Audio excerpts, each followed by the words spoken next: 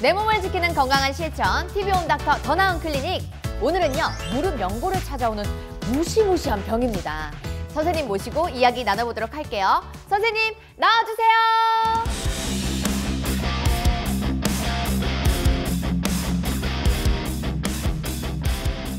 안녕하세요. 선생님 안녕하세요. 네. 우리 시청자분들 위해서 인사 부탁드릴게요. 네, 안녕하세요. 황재현입니다. 정형외과 의사입니다. 황재현 선생님과 네. 또 오늘 함께 해보도록 하겠습니다. 네네. 자, 이렇게 다양한 이유로 방문하게 되는 이 정형외과잖아요. 네. 오늘은 무릎 관절에 생길 수 있는 질환이라고 들었는데 네네. 어떤 걸까요?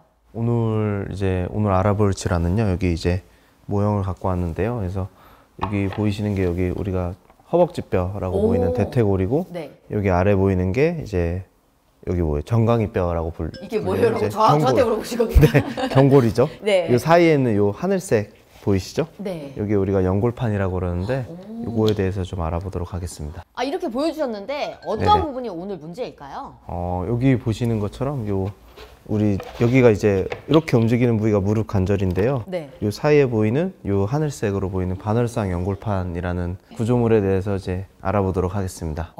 네. 반월상. 네. 뭔가 연골이랑 안 어울리는 이름 같은데 왜 반월상이죠? 그냥 말 그대로 네. 그냥 여기 반달 모양처럼 생겼다 그래갖고 반달 모양이어서 네네. 반월상인 거예요? 네. 진짜 신기하다. 주로 어떤 역할을 하는 곳인가요? 주로 하는 역할은 여기 이제 보이는 것처럼 이렇게 말 그대로 여기 안에서 이제 완충제 역할, 이제 그런 역할을 하기도 하고 윤활유 역할을 하기도 하고, 또 이렇게 무릎이 요 관절 안에서 잘 움직일 수 있게 안정성을 강화시키는 그런 역할을 하기도 합니다. 아, 뭔가 쿠션 역할이 돼주는 네네. 거겠네요. 네. 이렇게 연골판이라고 하는 것이 물렁뼈다 이렇게 얘기하시는 것도 있는데 그렇죠. 그렇게 이해하면 될까요? 뭐 틀린 말은 아닌 것 같습니다. 어쨌든 물이 72%고 그 외에 나머지가 28%인데 이제 28%는 대부분 콜라겐으로 이제 구성이 되어 있고, 그 콜라겐의 구성은 세 가지로 되어 있는데요. 원주 섬유라는 애가 있고, 원주 섬유? 네, 방사형 섬유, 그다음에 이제 관통 섬유, 이렇게 세 가지로 이렇게 나눠져 있는데요. 물 72%, 콜라겐 28% 이렇게 알고 계시면 될 것 같습니다. 굉장히 수분이 차 있는 그런 느낌이 네. 들긴 하는데 네네. 이렇게 연골판에 생기는 문제, 어떤 이유로 병원을 찾아오시는 분들이 많으실까요? 보통 이유는 두 가지입니다. 딱 그래서 외상성이거나 아니면은 이제 퇴행성으로 오시는데요. 이제 외상성인 경우는 보통 이제 과도한 운동이나 과격하게 운동을 하면서 무릎을 구부린다든지 아니면은 뒤틀린다든지 아니면은 어디 가격당한다든지 뭐 이러면서 이제 외상성으로 연골판 파열이 생길 수도 있고, 이제 두 번째 이유인 퇴행성 연골판 파열은 이제 나이가 들면서 수분이 점점 줄게 되고, 그렇게 되고 이제 콜라겐의 성분이 바뀌면서 연골판이 이제 얇아지고, 그렇게 되면서 찢어지고, 마치 우리 옷 오래 입으면은 얇아지고 해지는 것처럼 네, 그렇게 이해하시면 될 것 같습니다. 그렇다면 이 반월상 연골 파열은 무릎 연골이 방금 얘기해 주신 것처럼 찢어졌다는 뜻일까요? 연골판이 찢어진 것을 의미하고, 물론 찢어지는 형태는 여러 가지가 있습니다. 그래서 그 중에서 이제 대표적으로 퇴행성 반월상 연골판 파열에서는 보통 이렇게 옆으로 찢어지는 수평 파열이 제일 많게 되는데요. 그래서 이 지금 사진에 보여주신 여기 사진 첫 번째 보이는 건가요? 것처럼 옆으로 이렇게 포 뜨듯이 이렇게 옆으로 찢어지는 게 이제 수평 파열인데요.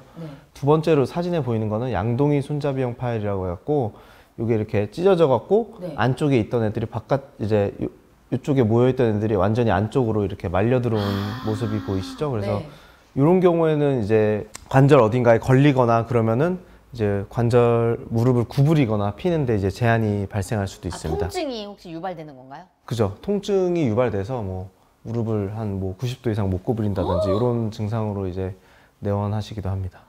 네. 아니, 이렇게 연골판이 파열되면 걷거나 움직이는 것도 제한적일 것 네, 같아요. 맞습니다. 그래서 방금 말씀드린 대로 양동이 손잡이형 파열 같은 경우는 이제 무릎을 구부렸다 폈다 하는데 제한이 발생하는 경우가 있어갖고 상당히 극심한 통증으로 이제 병원에 방문하게 되고, 그 외에도 이제 연골판 파열이 있으면은 이제 염증 반응 같은 것들이 같이 일어나기 때문에 무릎을 이제 과도하게 구부린다든지 아니면 쭈그려 앉는다든지 양반다리 한다든지 이런 거 할 때 이제 잘 못한다, 이런 거 하기가 힘들다, 이런 증상으로 내원하시기도 하고, 계단 같은 거 오르락 내리락 할 때도 극심한 통증이 있어서 이제 내원하시기도 합니다.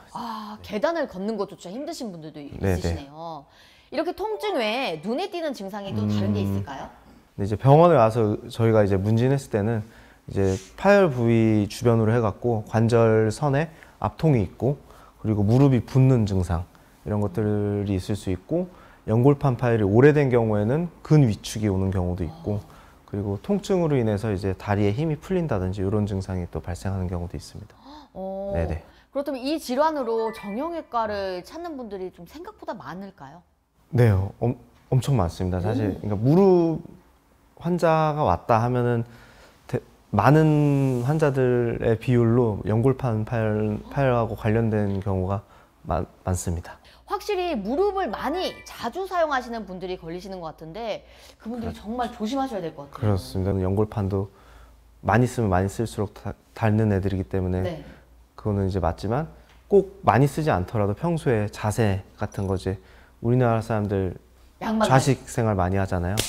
그런 것들 그리고 또 가끔 보면은 근력 강화하겠다고 계단을 오르락 내리락 하면서 이제 근력을 강화시키면서 운동하시는 분들이 있는데 네.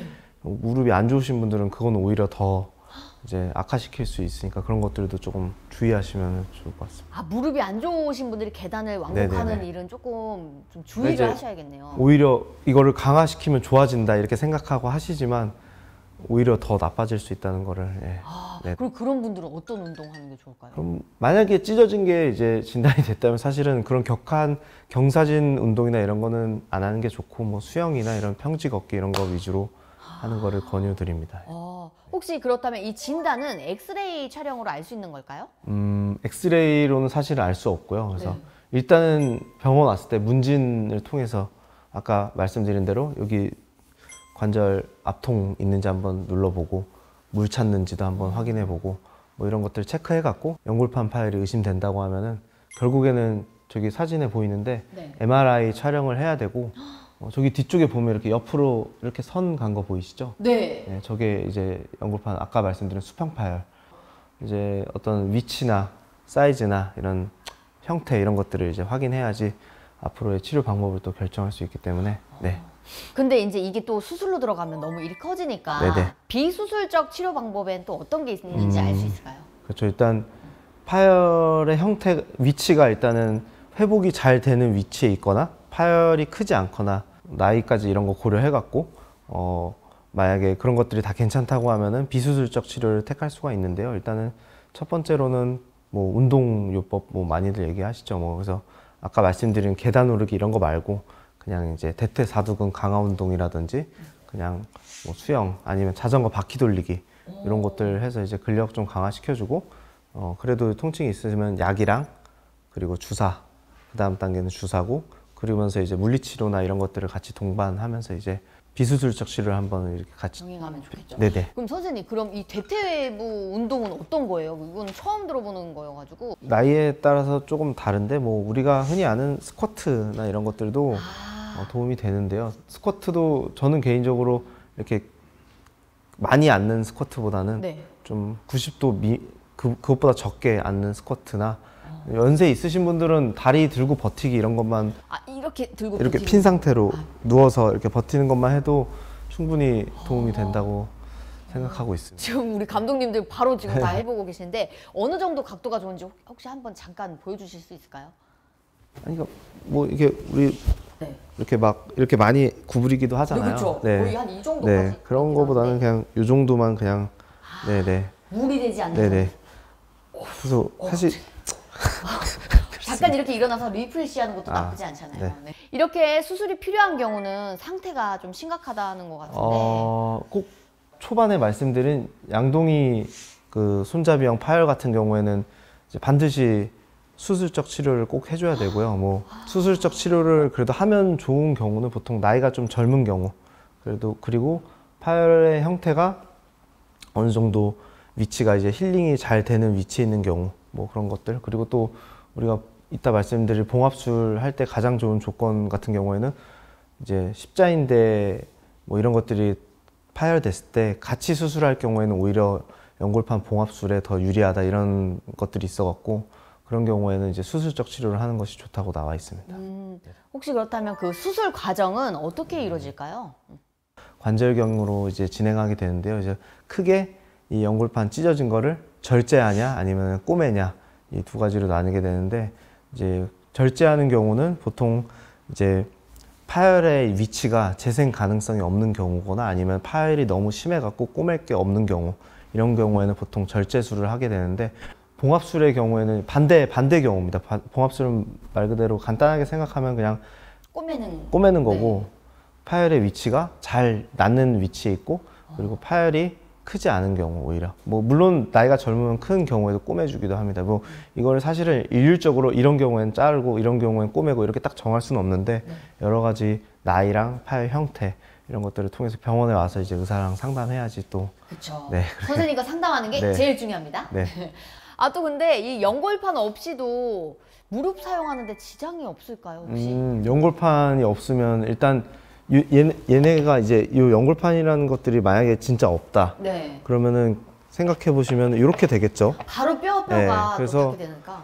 이제 연세가 좀 있으신 분들은 연골판이 없는 분들도 간혹 있습니다. 일부만 있고 그래서 그런 분들 보면은 보통은 다 관절염도 같이 동반돼 있고 그래서 그런 것들이 너무 심하면 이제 또 다른 수술을 하기도 하고 뭐 인공 네네. 연골을 또 삽입하고 그러시나요? 뭐 인공 연골은 보통 젊은 분들한테 하고요. 그래서 연세가 많으신데 연골판이 없고 관절염이 심하면 보통 인공 관절 같은 수술을 이제 시행하게 되기도 합니다. 그래서 네.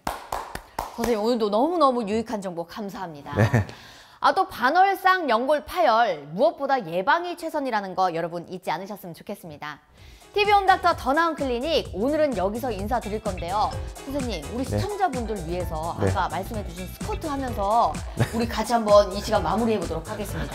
TV 홈닥터 더 나은 클리닉 다음 시간에 만나요. 안녕히 계세요.